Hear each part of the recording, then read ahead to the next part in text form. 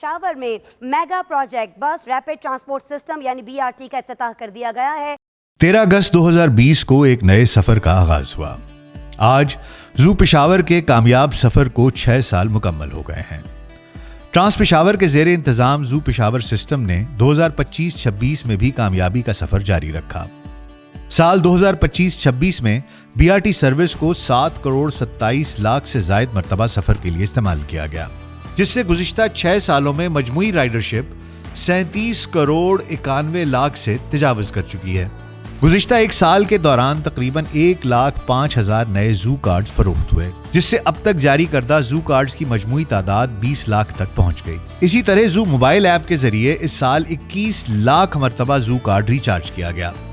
زو app سے recharge کی کل تعداد 47,68,000 تک پہنچ گئی۔ 2026 میں خواتین مسافروں کی تعداد تقریباً 30% تک پہنچ چکی ہے، جو ایک محفوظ اور با اعتماد سفری نظام کا واضح ثبوت ہے۔ اسی سال ٹرانسپورٹ ڈی کاربنائزیشن ایوارڈ میں زو پشاور کو best behaviour change and public engagement کے زمرے میں بطور فائنلسٹ منتخب کیا گیا، جس کے بعد BRT پشاور کو حاصل ہونے والے عالمی اعزازات کی مجموعی تعداد 6 ہو گئی۔ 2026 میں ٹرانس پشاور نے ISO سرٹیفیکیشن بھی حاصل کی، جو اس کی بہترین سروس اور اعلیٰ معیار کا منہ بولتا ثبوت ہے۔ بسوں کے ساتھ ساتھ زو بائسیکل سسٹم بھی 2026 میں شہریوں کی توجہ کا مرکز رہا۔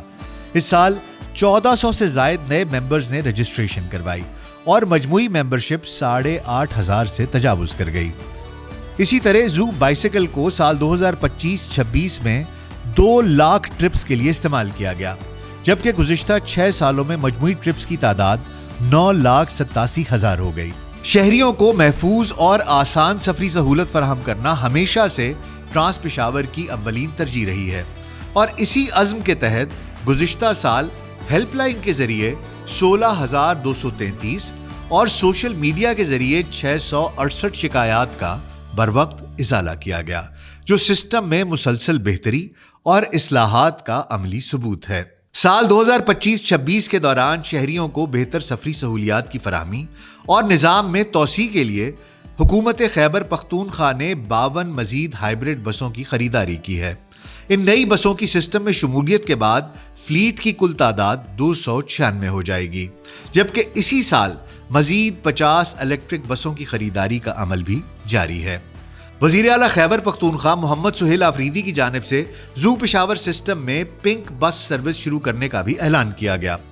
یہ بسیں خواتین کو مزید محفوظ اور با اعتماد سفری سہولیات فراہم کریں گی، جس سے خواتین کی رائڈرشپ میں مزید اضافہ متوقع ہے۔ توانائی کی بچت اور آپریشنل اخراجات میں کمی کی جانب پیش رفت کے طور پر اسی سال BRT چمکنی ڈیپو میں سولرائزیشن منصوبہ مکمل کیا گیا، جس سے سالانہ 1.44 ملین کلو واٹ آور بجلی پیدا ہوگی، جو مالی اخراجات میں نمایاں کمی کا باعث بنے گی۔ نان فیئر ریونیوز کے زمرے میں اس سال نمایاں پیش رفت ہوئی۔ زو بزنس سینٹر چمکنی کا ایک فلور KPIT بورڈ کو IT پارک کے لیے کرائے پر دیا گیا ہے، جس سے سبسڈی کی مد میں حکومتی خزانے پر بوجھ کم ہوگا۔ زو بزنس سینٹر چمکنی ATMs، ٹک شاپس اور کمرشل دکانوں کے کرایوں کی مد میں 4 کروڑ 20 لاکھ روپے آمدن حاصل کی گئی، جو مالی خود کفالت کی جانب ایک اہم قدم ہے۔ 2026 میں ٹرانس پشاور نے مختلف واقعات کی تحقیقات اور قانونی کارروائی میں معاونت کے لیے قانون نافذ کرنے والے اداروں کو 300 سے زائد ویڈیوز فراہم کی۔ گزشتہ 6 سال میں مجموعی طور پر 1500 سے زائد ویڈیوز قانونی کارروائی میں معاونت کے لیے فراہم کی جا چکی ہیں۔ ٹرانس پشاور، منزلوں کے امین۔